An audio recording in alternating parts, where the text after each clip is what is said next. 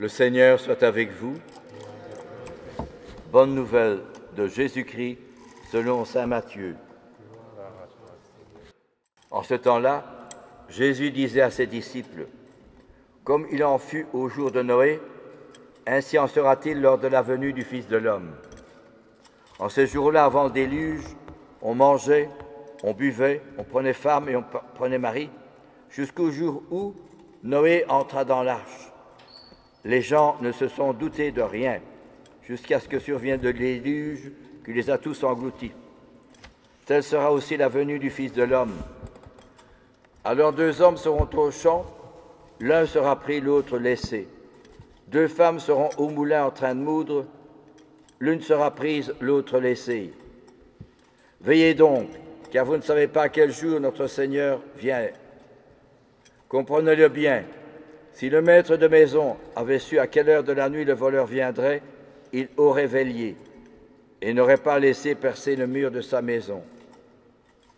Tenez-vous donc prêts vous aussi, c'est à l'heure où vous n'y penserez pas que le Fils de l'homme viendra. Acclamons la parole de Dieu. Par ce premier dimanche de l'Avent, nous commençons une nouvelle année liturgique, l'année A. Vous savez que c'est divisé l'année B et l'année C. Cette année-ci, c'est l'année A, pour qu'on puisse étaler sur les 3 années la parole de Dieu, pour mieux la connaître, mieux l'apprécier, mieux l'en vivre. C'est le Concile qui a voulu faire cela. Et l'Avent vient du mot latin adventus, qui veut dire la venue. Et l'Avent, c'est un tableau de 3 faces, un triptyque. Premier tableau, c'est l'Ancien Testament qui attendait la venue du Messie. Et les prophètes, Saint Jean-Baptiste, la Vierge Marie, Isaïe, Jérémie, tous les prophètes attendaient la venue du Messie. Le second tableau, c'est la venue historique de la venue du Christ à Bethléem, dans la crèche. C'est le mystère de l'incarnation. Et enfin, le 3e tableau, c'est la fin du monde et notre fin à nous, à chacun et chacune d'entre nous. Alors c'est vrai que nous nous posons la question, souvent, à certains moments de notre vie, le sens de notre vie, d'où je viens et où je vais. Mais on est pris par les soucis de la vie et souvent, on n'essaie pas d'y réfléchir en profondeur. Or, justement, il y a des gens chez nous, en Europe, dans notre pays, dans notre région, qui vivent justement ce temps, ce qu'on appelle de l'eschatologie, c'est-à-dire de la fin du monde et la fin des temps. Et comment? Ce sont les moines. Vous avez les bénédictins, vous avez les trappistes, et puis vous avez, je ne retombe plus sur leur nom, peu importe. Et ce sont ces 3 sortes de moines qui, par leur vie, montrent qu'ils vivent en fonction de l'eschatologie, c'est-à-dire que leur vie, eh bien, ils précèdent, si vous voulez, la vie du ciel, par leur propre vie. C'est-à-dire que le silence, la prière une dizaine de fois par jour dans l'Église, une vie de stabilité. Ils ne peuvent pas quitter le monastère, sauf avec la permission du père abbé ou de la mère abbesse. Et puis alors aussi le vœu de chasteté, le vœu de l'obéissance et le vœu de la pauvreté. Mais ça veut dire qu'ils vivent comme une anticipation de la vie du ciel. Et c'est cela qu'il nous rappelle justement dans notre vie de tous les jours, qu'au fond, nous sommes faits pour le ciel. Nous ne faisons que le passer en ce monde. Et c'est cela qui est fondamental, c'est de retrouver un peu ce comment ces moines vivent, comment ces religieux qui ont fait le vœu, dans un monde où c'est la vitesse, les voitures, les avions, les courir beaucoup, la télévision, vidéo, chaînifiée, etc., eux, rien. Ils ont peut-être une télévision qu'ils ne la regardent que quand c'est permis. Mais sinon, en dehors de ça, non. Et il faut la permission du Père Abbé. Ça veut dire qu'ils s'ensevelissent, le mot est juste, s'ensevelissent dans la monotonie d'une vie austère et une vie de prière. Et la petite Thérèse disait, je vais m'enfermer dans un monde, dans un milieu où je ne pourrai plus voir les belles choses de la vie. Je le refuse pour y trouver Jésus. Ça, c'est formidable. Ça veut dire que le bonheur que ces gens, ces moines, ces moniales trouvent, est un autre bonheur que celui du monde dans lequel nous vivons. La télévision, les grandes surfaces, les plaisirs, les sorties, les amusements, les bons repas, les restaurants, etc. Tout ça. Certes, ce n'est pas mauvais, mais eux refusent tout cela. Pourquoi? Eh bien, parce qu'ils trouvent dans leur vie un bonheur insatiable, un bonheur infini, un bonheur qui dure toujours. C'est ce qu'on appelle la vie éternelle. Ils l'ont déjà trouvé. Je me souviens, j'avais vu un jeune qui était drogué, et ses parents, ce qui était beaucoup pour lui, c'était un fils unique, un type intelligent. Et ses parents m'avaient invité chez eux, le fils n'était pas là, et le père m'a montré sa chambre, plein de belles choses, hein, magnifiques. Et le père me dit, j'ai voulu me priver pour mon fils, parce que moi j'ai connu une vie dure, difficile, c'était pendant la guerre. Alors j'ai pas voulu que mon fils connaisse la pauvreté. Et il a fait le contraire, il a comblé de richesses. Mais le garçon, alors, il ne sait plus faire d'efforts, il ne sait plus se dépasser soi-même. Il est renfermé sur lui-même et il devient agressif, il devient dur. Il a réussi sa première année d'université plus ou moins et la seconde année, guindaille, s'amuser, sortir, les filles, etc. Et puis finalement, il est tombé dans la drogue et le père, devant moi, il se met à pleurer. J'étais très gêné. Alors je lui ai dit, donnez des conseils de courage.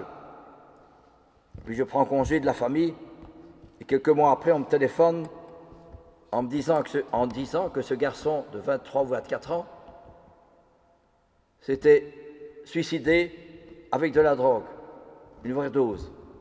Pour les parents, quel drame! Formidable, c'est difficile de se remettre. Est-ce qu'il faut accuser les parents? Non, pas du tout. Le garçon? Non, pas du tout. Pourquoi?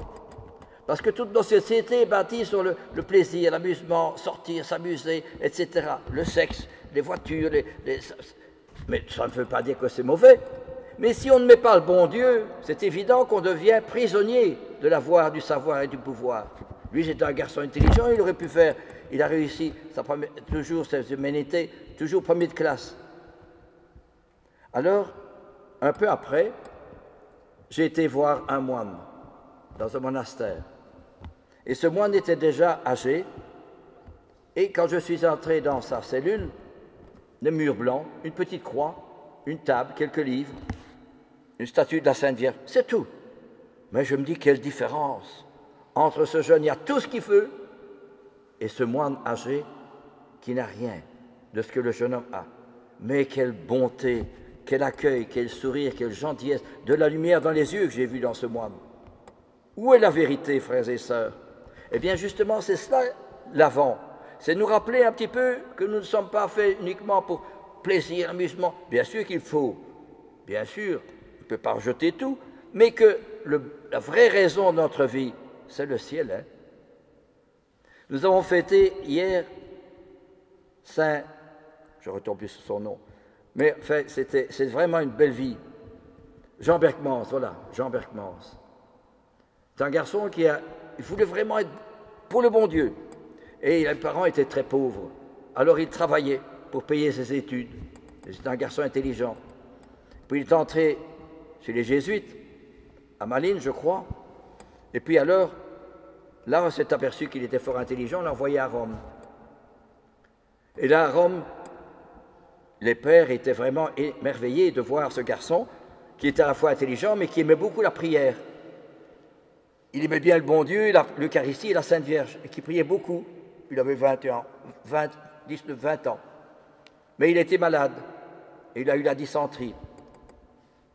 Et à un moment donné, il était au lit. Et alors, l'infirmier, son frère, infirmier, le frère jésuite, vient lui dire, écoutez, frère, vous n'êtes pas bien, hein? Il faudrait que vous receviez le sacrement des malades, l'onction des malades.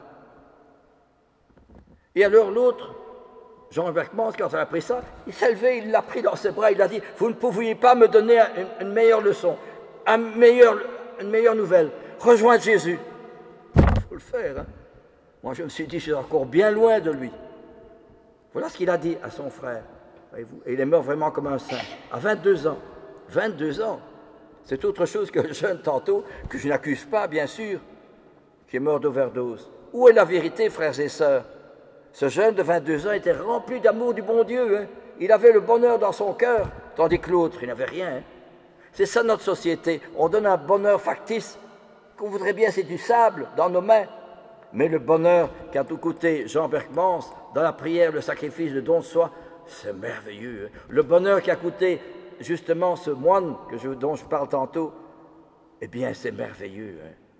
Ça, c'est... Moi, je suis émerveillé devant de belles choses comme cela. Je me dis, ça, c'est magnifique, hein, c'est splendide. Et je voudrais tant qu'il y ait quelques jeunes qui puissent ressentir cela comme cela et qui disent, viens avec moi, c'est formidable, bon Dieu. Et je m'occupe pas mal de jeunes abîmés, c'est pas ceux-là qui vont revenir, à moins que d'un miracle. Mais comme je ne suis pas un saint, bien justement, je ne sais pas faire des miracles auprès d'eux.